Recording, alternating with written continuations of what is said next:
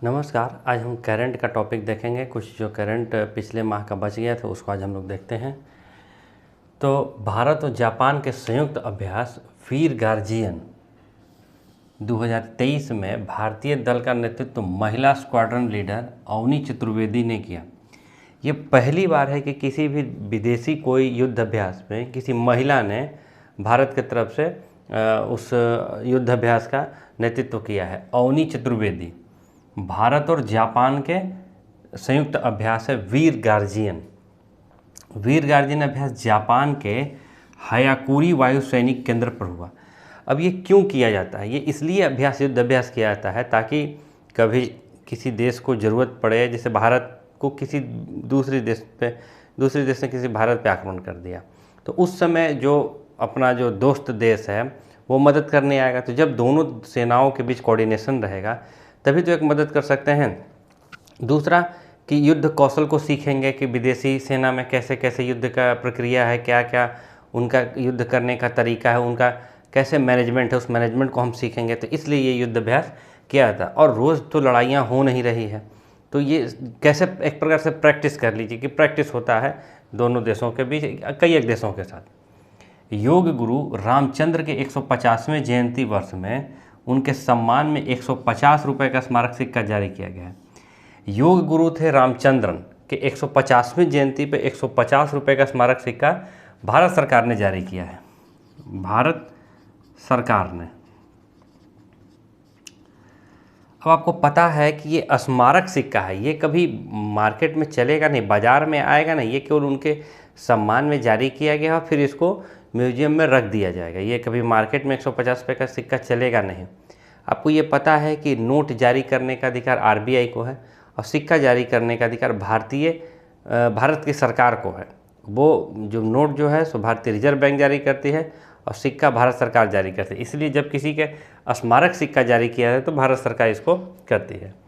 आज़ादी के अमृत महोत्सव समारोह के तत्वावधान में भारतीय डाक विभाग द्वारा डाक टिकट संग्रह प्रदर्शनी का आयोजन नई दिल्ली के प्रगति मैदान में अमृतपेक्स 2023 के नाम से किया गया। अमृतपेक्स। अब जो टिकट का जो संग्रह करते हैं उनको फिलाटेली कहा जाता है। टिकट जैसे पुराने टिकट हैं, जैसे डलहौजी के समय जो टिकट की शुरुआत हुई उस समय से जो और भी जो अलग अलग समय पर जो टिकट जारी होता था उन टिकटों का कोई संग्रह करता है, तो जो संग्रह करता है उसको फिलाटेली कहते हैं। और इस तरह का आयोजन जो है कहाँ किया गया? अमृतपेक्स 2023 के नाम से नई दिल्ली के प्रगति मैदान में किया गया। भारत उज्बेकिस्तान संयुक्त सैन्य अभ्यास दुस्तलिक ये भारत और उज्बेकिस्तान के साथ है। उज्बेकिस्तान एशिया का एक देश है। उज्बेकिस्तान अफ़गानिस्तान के ऊपर में, कभी ये देश रूस का हिस्सा हुआ करता था, रूस से अलग हुआ है। तो भारत और उज्बेकिस्तान संयुक्त सैन्य अभ्यास दुस्तलिक का आयोजन उत्तराखंड के पिथौरागढ़ में हुआ। पिथौरागढ़ एक जगह है उत्तराखंड में, यहीं पर यह युद्ध अभ्यास किया गया। आईसीसी की दूसरी विश्व टेस्ट चैंपियनशिप का आयोजन 2021-23 का फाइनल इंग्लैंड के ओवल में खेला जाएगा। किसके बीच? भारत और ऑस्ट्रेलिया के बीच। अब ये है क्या? जैसे 4 साल पर क्रिकेट का वर्ल्ड कप कराया जाता है, उसी तरह से प्रत्येक साल टेस्ट मैचों का एक प्रकार का वर्ल्ड कप है ये, जिसका नाम क्या है? विश्व टेस्ट चैंपियनशिप।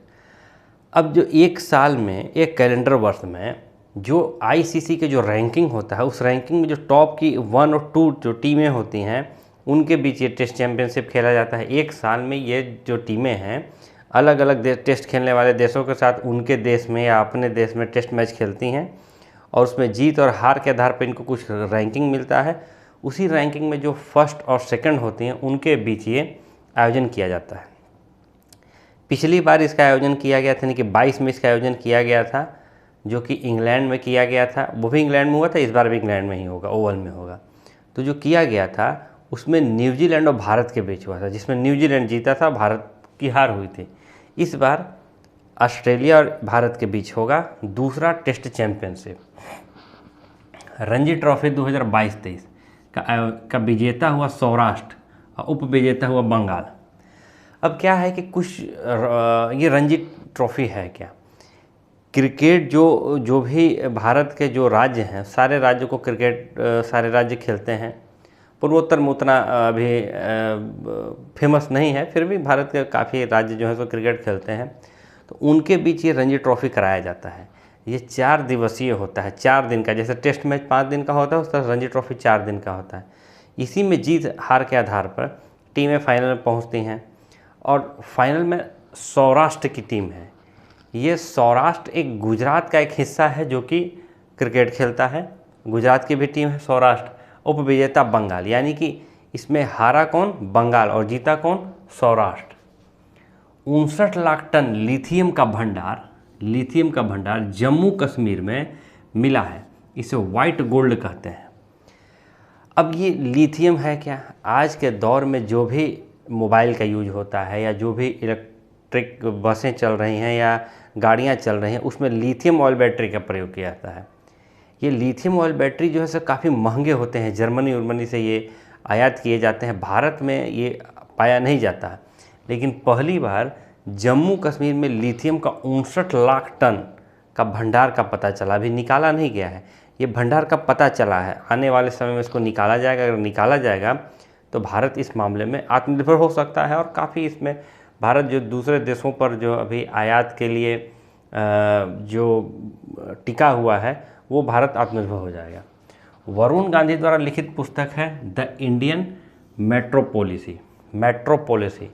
ये है कौन, वरुण गांधी राहुल गांधी के चचेरे भाई हैं और वरुण गांधी के बेटे हैं और मेनका गांधी इनकी माँ है।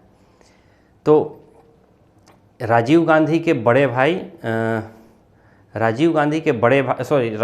छोटे भाई थे, उनके ये लड़के हैं वरुण गांधी, यानी कि राहुल गांधी के चचेरे भाई।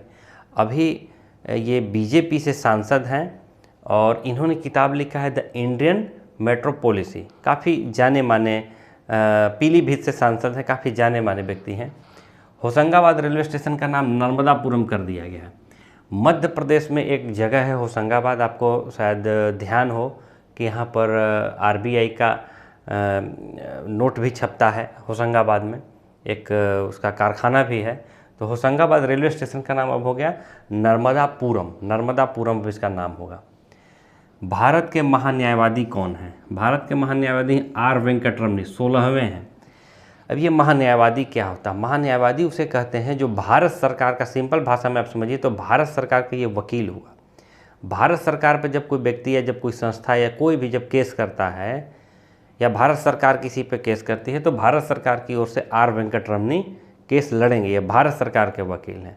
ये इनकी नियुक्ति राष्ट्रपति करता है। ये प्रसाद पर्यंत पद है, यानी कि जब इच्छा होगी राष्ट्रपति की इनको हटा सकते हैं। तो अभी भारत के महान्यायवादी कौन है? R Venkataramani. Chief of defence staff CDS, chief of defence staff CDS कौन है? अनिल चौहान। अब ये सीडीएस क्या होता है? भारत में 3 सेनाएं हैं, थल सेना, वायुसेना और जल सेना। जब कारगिल युद्ध हुआ तो ऐसा देखा गया कि तीनों सेनाओं में कोऑर्डिनेशन की बहुत ज़्यादा कमी थी, जिसके कारण पाकिस्तान के जो सैनिक थे वो भारत के अंदर के सीमा में काफ़ी चले आए। तो इन तीनों सेनाओं में कोऑर्डिनेशन बैठाने के लिए सीडीएस की व्यवस्था की गई है। कई एक देशों में है, तो भारत में भी सीडीएस की व्यवस्था की गई। तो अभी सीडीएस कौन है? अनिल चौहान है। विदेश सचिव कौन है? विनय मोहन क्वात्रा। विदेश सचिव विनय मोहन क्वात्रा।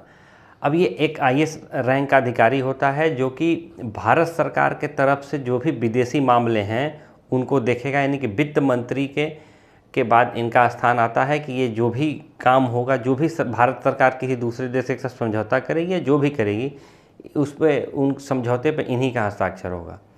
तो आज के लिए इतना ही। अगले वीडियो में और कोई दूसरा टॉपिक देखा जाएगा। धन्यवाद।